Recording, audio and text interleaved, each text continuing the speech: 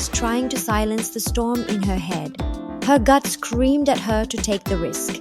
She adjusted her position, doubling her stake. The next 30 minutes were a blur. The candlestick plummeted further, dragging her account balance dangerously close to liquidation. Her finger hovered over the close position button, sweat dripping from her brow. Then it happened.